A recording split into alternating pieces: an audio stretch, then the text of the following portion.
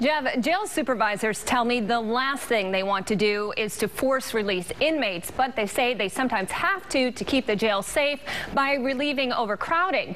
But we wanted to know about the community's safety. And while there are precautions in place, it's also a roll of the dice.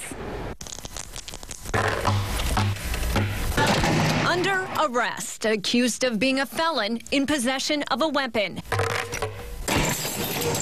Police picked up this one saying he had heroin. This guy is also facing felony drug charges. They all have criminal histories, and they all recently landed a get-out-of-jail-free card in Washington County, 3 of hundreds. It's a dramatic spike compared to all of 2012, with just 1 forced release, and in 2011, just 2. This year, between January and the end of July, jail officials have forced released 225 inmates. Do you feel like these forced releases kind of go against what you're there to do?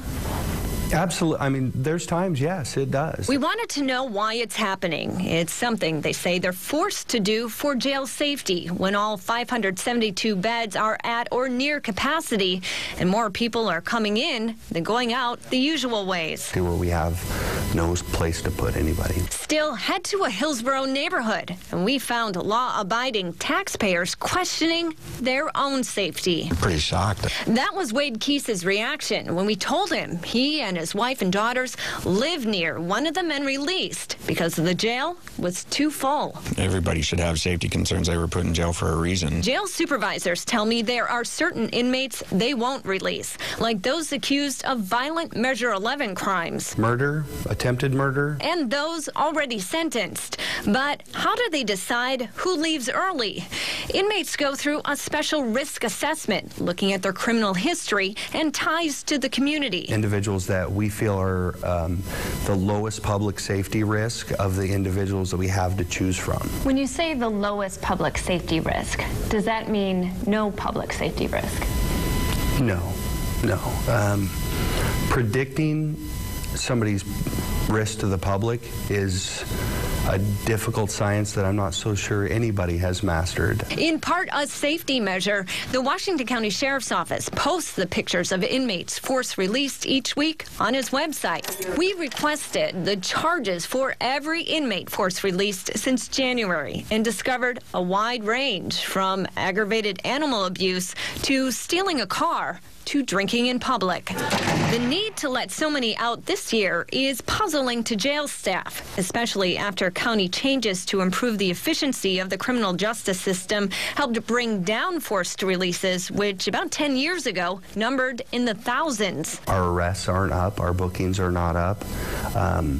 There's not one smoking gun, if you will, reason that we've been able to come up with. They have noticed fewer inmates bailing out this year. They're also seeing a trend of more women, twice the percentage of females the jail was built to house in '98. Judges' orders also impact who stays here and for how long, and they say there's been a slight reduction of court-authorized releases. And overall, the daily jail population they're working from is higher.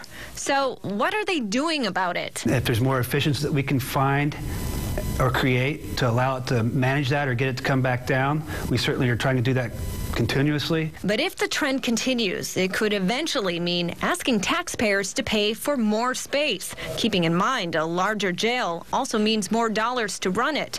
The question is when. A little bit of a science trying to figure out when we would actually need to do that capacity, but clearly we don't have it now if we're forced releasing.